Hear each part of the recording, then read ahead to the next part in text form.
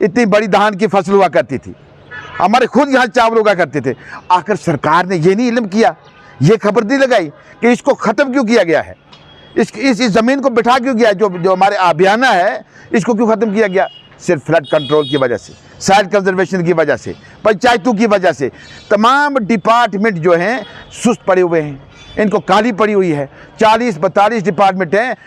या हम जनाब उमर अब्दुल्ला साहब से गुजारिश करना चाहते हैं कि जनाब खुदा का वास्ता है आप लोगों को, अक्सर आपकी जो सरकारें चलती हैं ये लोगों पर चलती हैं, ना कि आपके वहाँ चेयर पर चलती हैं, ना ऑफिसों में चलती हैं। सिर्फ जम्मू कश्मीर के नाम पर तुम सरकार चलाना मैं अपने चीफ मिनिस्टर जम्मू कश्मीर से ये गुजारिश करना चाहता हूँ कि आपने इलेक्शन से पहले तो हम लोगों से वादे किए, सिलेंडर गैस मिलेगा, राशन मिलेगा, बिजली मिलेगी, सारे काम अभी तो अधूरे पड़े हुए हैं।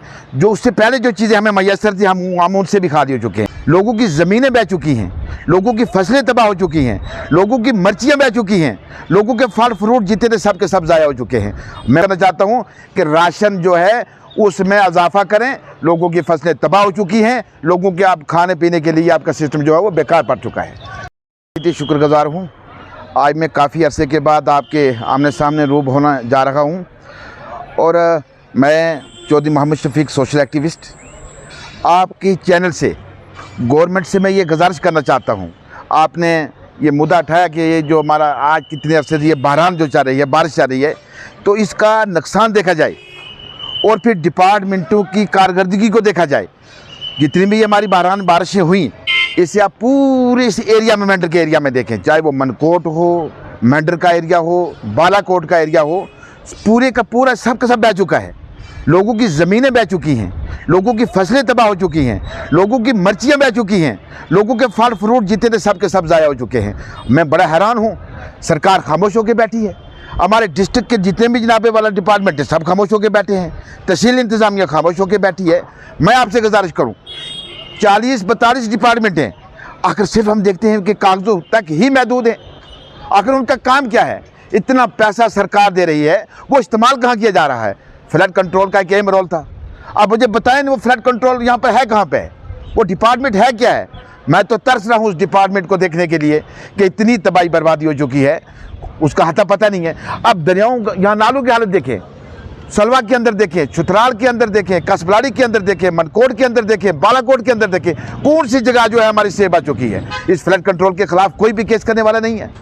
मैं तो कहता हूं सरकार को इसके खिलाफ हथकड़ियां लगानी चाहिए, इस डिपार्टमेंट को जिसने इतनी तबाही और बर्बादी मचा के रखी है, जिसका हत्ता पता ही नहीं है, उसके दफ्तर का पता नहीं है, उनके मुलाजमों का पता नहीं है। मैं आपसे गुजारिश करना चाहता हूं, सॉइल कंजर्वेशन ये भी तो डिपार्टमेंट हुआ करता था जब ये सरकारें नहीं हुआ करती थी। उस वक्त सॉइल कंजर्वेशन जो है ये लोगों की ज़मीनों की बात किया करते थे। आज लोगों की ज़मीनें बह चुकी हैं। जो हमारा एग्रीकल्चर डिपार्टमेंट है, मैं आपसे उसे पूछना चाहता हूँ, आखिर उसका क्या मकसद क्या है? इसको बनाया क्यों जाता है? लोग तो इसी तरह दुकानों से भी बीज को जनाबे वाला खरीद फरोख्त कर सकते हैं। आखिर इसका एक मकसद था, उस मकसद में ये भी कामयाब नहीं हो चुका है। कितने लोगों का इन्होंने जनाबे वाला बीमा करके रखा है, किन किन लोगों को इन्होंने जनाबे वाला इस वक्त जो सब्सिडी दी है, किन लोगों को खाद दिया जा रहा है, किन लोगों को बीज दिया जा रहा है, किन लोगों का पता किया जा रहा है। मैं आपसे पूछना चाहता हूँ, हमारी मेंढर के अंदर इतनी बड़ी धान की फसल हुआ करती थी, हमारे खुद यहाँ चावल उगा करते थे। आखिर सरकार ने ये नहीं इल्म किया, ये खबर नहीं लगाई कि इसको ख़त्म क्यों किया गया है, इस ज़मीन को बिठा क्यों गया, जो हमारे आबियाना है इसको क्यों ख़त्म किया गया? सिर्फ फ्लड कंट्रोल की वजह से, सॉइल कंजर्वेशन की वजह से, पंचायतों की वजह से। तमाम डिपार्टमेंट जो हैं सुस्त पड़े हुए हैं, इनको काली पड़ी हुई है। 40-42 डिपार्टमेंट हैं। मैं सरकार से गुजारिश करना चाहता हूँ, मैं डिप्टी कमिश्नर पुंछ साहब से गुजारिश करना चाहता हूँ।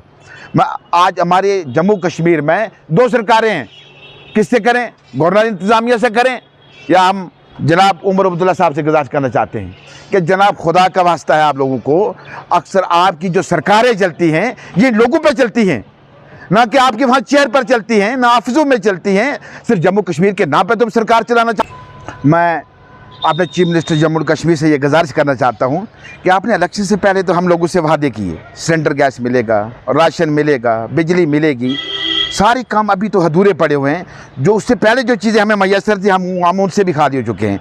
लिहाजा मैं चीफ मिनिस्टर साहब से गुजारिश करना चाहता हूँ कि आप एक बेहतरीन टीम को मुकर्रर करें, जो टीम इस इलाका का दौरा करे और लोगों के जितने भी नुकसान हुए हैं, उनकी फसलों का नुकसान कितना हुआ है, ज़मीनें जो बह गई हैं उनका कितना नुकसान हुआ है, इन सब चीज़ों का लोगों को मुआवजा दिया जाए ताकि लोगों की जो कमर टूट गई है कम से कम ये कमर तो मामूली सी तो मजबूत हो जाए। आपके सिलेंडर आने से पहले उनकी कमर मजबूत हो जाए। आपकी जितनी भी सब्सिडी आप देना चाहते थे उनके आने से कम खाने के लायक तो बन जाए। तो अगर आपकी सब्सिडी लोगों को मिलेगी भी ना, कहीं बाद में मिलेगी ना, ये खाने के लायक नहीं रहे। इसलिए आप एक टीम को मुकर्रर करें और इन लोगों को स्पेशल टीम बनाएं और स्पेशल कोटा यहाँ भर दें। और उसके बाद मैं आपसे गुजारिश करना चाहता हूँ कि राशन जो है उसमें इजाफा करें। लोगों की फसलें तबाह हो चुकी हैं, लोगों के आप खाने पीने के लिए आपका सिस्टम जो है वो बेकार पड़ चुका है। लिहाजा मैं गुजारिश करना चाहता हूँ डिप्टी कमिश्नर साहब को कि आप भी एक टीम को मुकर्रर करें और इलाका में टीम और फ्लड कंट्रोल 42 डिपार्टमेंट का यह हर जगह में दरबार होना चाहिए और दरबार से पता होना चाहिए और लोगों को अवेयरनेस किया जाए और उससे फ़ायदा दिया जाए। मैं इससे ज़्यादा न कहता हुआ शुक्रिया।